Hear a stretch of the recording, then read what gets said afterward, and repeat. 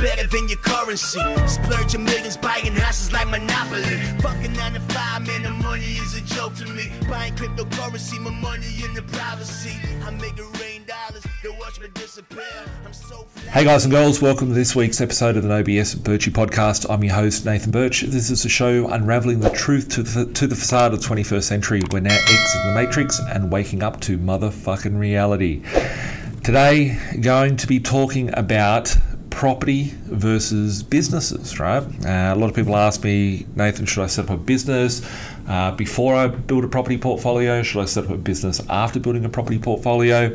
What is best to do? I've got 100 grand to invest. Do I invest it into a business? Do I invest it into a property? So today I want to talk a little bit about that and break it up into a few different parts, and also breaking it down and throwing an extra little bit in investing into a business or investing into a degree. So we live in a world now which information is all around us, right? You could literally stop watching this podcast or listening to this podcast. You could go and hop onto a website, set up a website, set up a page, set up some social media handles, get yourself a logo, set up a store, start selling some products within a day or 2 days, or something pretty minimal like that. The barrier of entry is very, very low. You could learn about history, you could learn about science, you could learn about how things work, you could go into depths of knowledge, right? Or you could go and spend $100,000, 5 years of your life, and go and get a degree. That degree may be okay if you're going to go and become a doctor or a lawyer or something like that.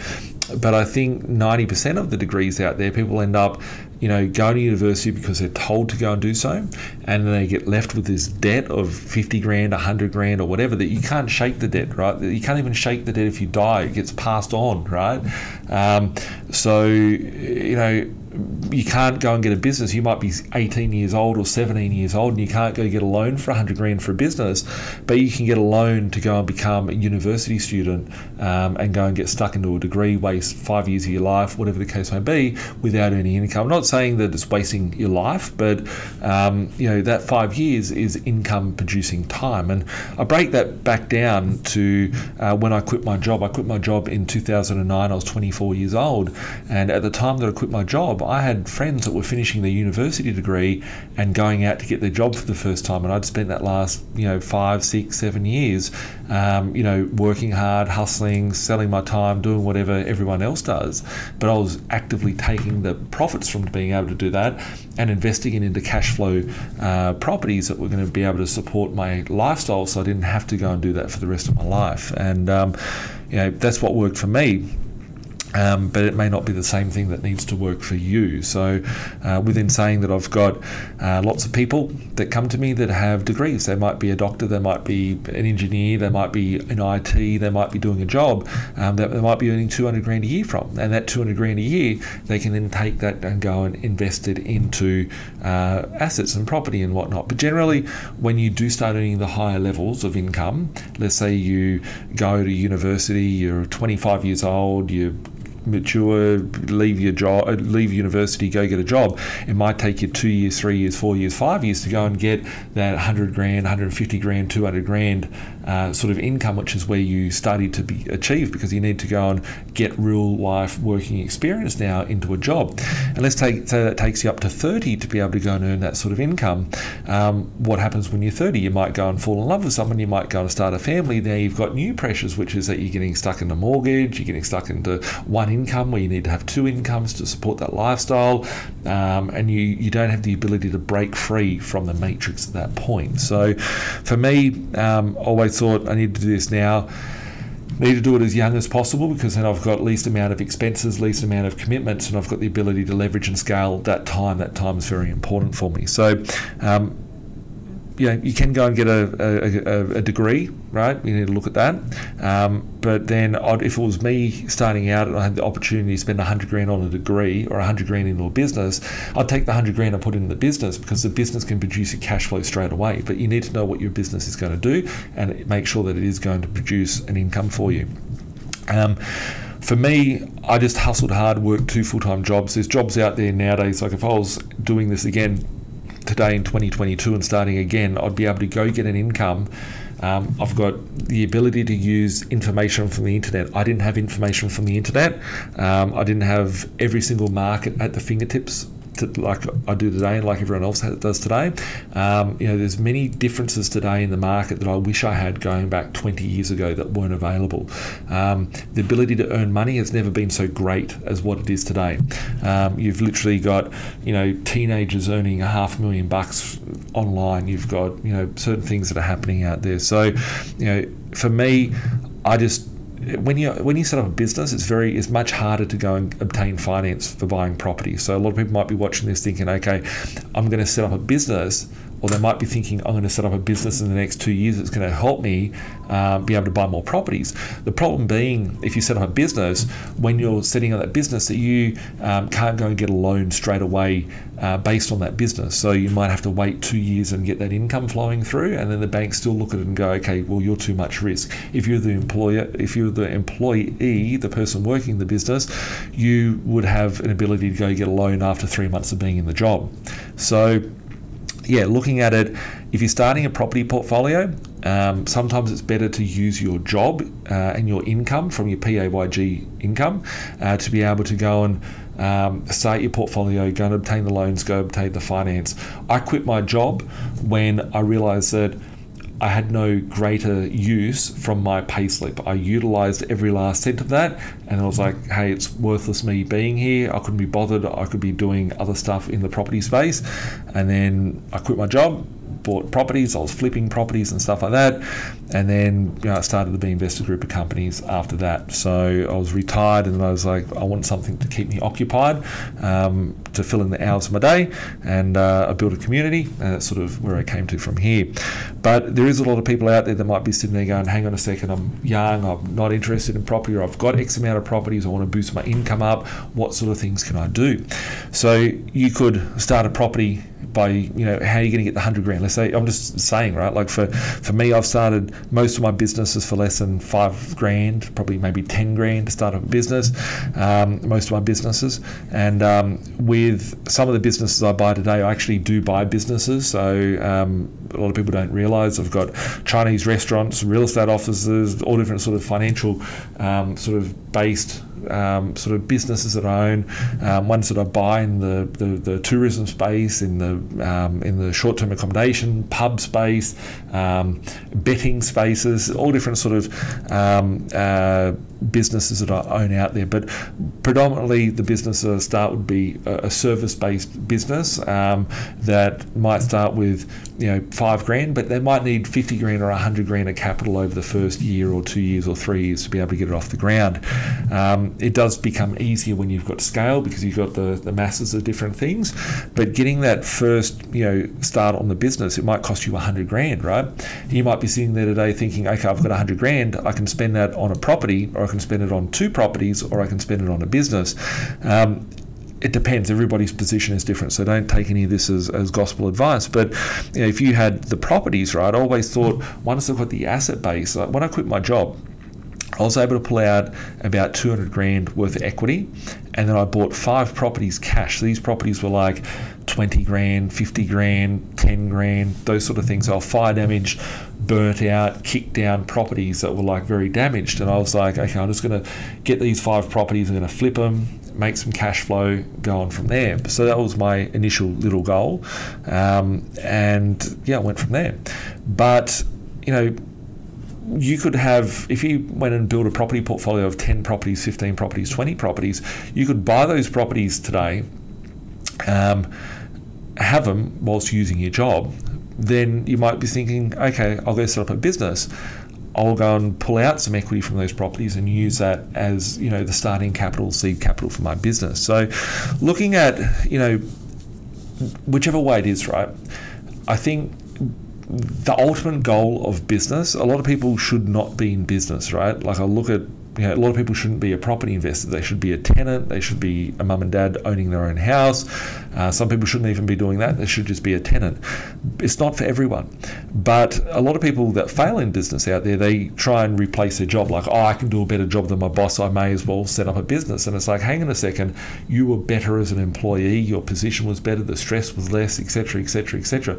Being the boss, being the business owner doesn't always mean that you're better off. So very, very important to work out why you were starting up a business, just like why you're starting up a property portfolio, and then sort of working out, okay, what is the outcome? What am I trying to achieve from my business? What am I trying to achieve? And I think ultimately for anyone with a business, you can go and buy a business or set up a business, but then you're going to be running the business. So you're just technically buying yourself a job, which buying a job is not, I think that's worse than having a job, is buying yourself a job. So if you're going to be having a business or building a business, you should be having something you can scale, and it's not just something that you're now more responsible, more tied in than if you were to be able to get a job, and if you don't like it, you can walk out tomorrow. So whichever way it is, I think that the business, all the properties should be there to support your lifestyle, for you to be able to remove yourself from the time, and you're basically buying your time back. So what are 4 ways that you can put money into your bank account? Let's just think about some of the ways that you can put money in the bank account. So the most common one is you could trade your time for money, which is working in a job or being a self-employed sort of in a business. Most jobs are like that, right? But you're giving up your time in order to be able to make money, which at the start it might seem like, cool, yeah, even if I got paid $100 an hour, right? I look at lawyers that go out there, they might make $200 an hour, $300 an hour, but then if you're making $500 an hour, you probably got to pay for more staffing and stuff like that. But what sort of stress do you have to deal with? What sort of stories do you have to put up with? What sort of characters do you have to put up with, right? So you're still selling your time for money. And I don't think people genuinely, you might sit there and say, I love my job, but I'm sure that you'd rather spend, I'd love traveling through bloody the Bahamas, or I'd rather spend time with my kids, or partying, or whatever the case may be that you wish to do to fill up the time in your day. So you should be trying to replace the need for you to have to go to work in order to sell your time for that money. But that's the first one that we all get trained to do. And it's the only option that the system gives us, is to go and sell your time for more money. A second option is to trade your information for money, which is something that we all have a finite amount of time in the day. There's only so many hours that you can sell of your own, and then you can leverage it by building businesses, building systems, building stuff like that. But you could trade your information, right? Like I'm making this video now, I'm making this podcast. I could charge you a subscription for it, right? There's people out there charging subscription. For me, doing these podcasts, I throw out information. There's lots of people that have taken that information, done lots of cool stuff. It makes me feel great about that. I feel like I'm giving back to the community. So you could trade. Most people look at selling their time for money, but the second option is being able to trade information for money. So just as I'm doing here now, trading information, I'm giving you guys information. I could be charging you a subscription fee for this. I could be making it into a podcast that's an education product, and you can do that. I wouldn't even begin to think about how many tens of thousands, hundreds of thousands of people have taken information from something they've listened over the last 15 years and implemented it into their own life to be able to push themselves ahead, that I've never had any direct contact with, and it's fulfilling for me, and it's humbling for that. I throw my information out there for free. I could charge you a course, but I'm not out here to try and make $10 per course and become wealthy. I made my money from my investing, and that's what's got me to where I am today. Naturally, I've built businesses around what I do, which are scalable sort of business. Some of them are scalable, some of them aren't. So from that information that I'm putting out there, you guys might be sitting there thinking, shit, I want to go and get some advice from Nathan. I want to go and use his finance team. I want to go and use his law firm. I want to go and use his property management team. Whatever that may be, there's the ability there for you to be able to use my services. So you could trade information for money, which is a very good one. You could build a product or a service. So you could sell your skill set by showing people how to change their car oil and whatever it may be. Like there's lots of different services that you can do. You can show people how to, cut their lawn and, mow the lawn if you want. There's lots of different things. Whatever you see on your Instagram, whatever you see in your YouTube stories, whatever people are doing in their business to be able to sell a product or service, you could be creating those things. So you can build that, and it could be in the format of, if it's a service, then you're selling your time once again, which is bad. And unfortunately for me, I'm limited with some areas of my business or where I can scale that to, because the advice that comes directly from me to my investors that I work with on a daily basis, I can only speak to X amount of people on a daily basis and deal with X amount of investors at the same time. But you could scale it if you had products, right? So if you had an online store, if you had an Amazon store, if you had an eBay store, I've known lots of people to get $500,000 a year from having those sorts of businesses. The profit. You could have a store where you sell, vacuum cleaners in a real world shop. So there's things that you could sell. You could. The fourth option, which is my favorite, is having assets that will stand the test of time, that bring in recurring revenue, right? So, there's people out there, if you look at it in a business world, you could have a vending machine, you could have a laundromat, right? You could have a car wash that brings in recurring revenue. I've got recurring revenue streams throughout my businesses with some of the businesses that I have. But most importantly, my favorite one is so scalable and it's intergenerational, which is just the property, is the asset. So, I've got properties that go up in value. They continue to work for me. The tenants go out, they earn their money. They come back, they pay 30% of their income to me, being the owner of the property. And I'm being like another type of tax person out there, because I've got this asset and this vehicle that everybody needs to use. And they're using that vehicle to be able to, give me a cash flow, which is a part of their income anyway. So I guess there's 4 ways there on how to get dollars to arrive in your bank account. Most people just look at the top one, which is they go and sell their time, then they go and do whatever they want with the rest of the time. But if I was starting out again, I would have done the same thing as what I've done to get to where I am today, and that is to go and most people, everybody has 24 hours in the day, right? Out of that 24 hours in the day, you could go to work for 8, you could build your business for 8, and you could go home, smoke weed, you could go home, go to the pub, you could go home, watch Netflix, you could go home, play golf, whatever the case may be. You could go home from your job and then work out your escape from getting the other 8 hours back. And I think lack of people spend that time, energy and effort on they just go and spend 8 hours of their day swapping it for money. Most people go out and spend the 8 hours of the day working and earning money. Then they come home and go, well, I deserve now to drink a beer. I deserve now to watch Netflix. I deserve now to go talk shit. I deserve now to do this. But if you really looked at your life, you really wanted to respect your life, and you really wanted to respect the things that are in your life and take full control of your life, you'd take that little bit of extra time, a little bit of extra commitment, and go, okay, I've just spent 8 hours. I fucking hate that 8 hours that I had to lose out of my day. I'd much rather have that 8 hours to do the things that are important to me. I'm going to spend the next 8 hours planning my escape from that, whether that be via a business, whether that be via property investing, whether it be, by, building sort of passive investments that bring yourself cash flow. So ultimately, just a bit of a recap. Now, you can either sell your time for money, which is shit, or you could work out, and what I encourage everybody to do is, it's not the 9 to 5 you should be thinking about. It's like the 5 till 9 o'clock at night that you should be thinking about, okay, how can I create something that's going to earn reoccurring income? I'm only one person that can earn X amount of dollars. Work out whatever your salary is, work it out per week, per day, whatever. That's all you can earn. That's the maximum you can earn.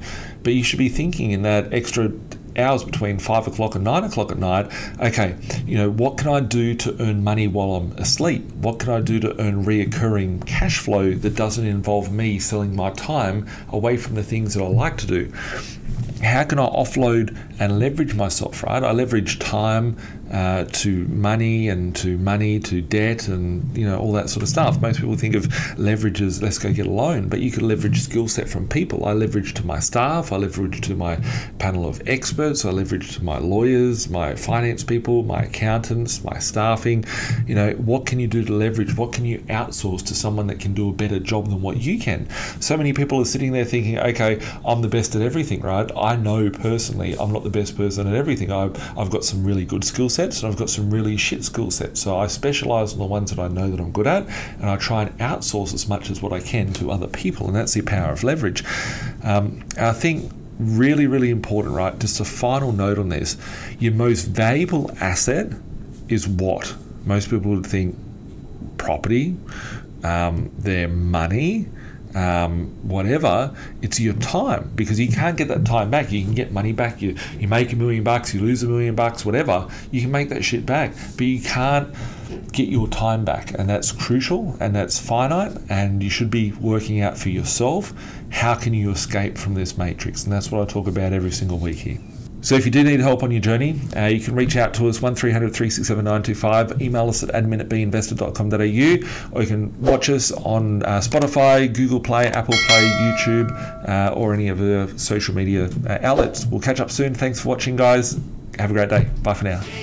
Like Bilal said, man, we're stuck in the matrix. This my advice, don't care if you take it. The dollar back to die, soon to be hyperinflated. This my 2 cents, don't care if you save it. Joint be decentralized and you will see you been lied to the whole time, and it's the irony, cause they do the exact opposite. You become a slave to the system, enough your money, all they do is profit. There's no conspiracy theory, you better hear me. Crypto will set you free before the system does. I don't care if you do or you don't, but what I'm saying is the truth to the reason you choke. I've never been a failure, excuse my behavior. Keep talking, haters doing me a favor. They all telling lies, I know what they been telling you. I'm the opposite, the Donald Trump of Australia. It's amazing, here for the taking. My time is never wasted, just getting wasted.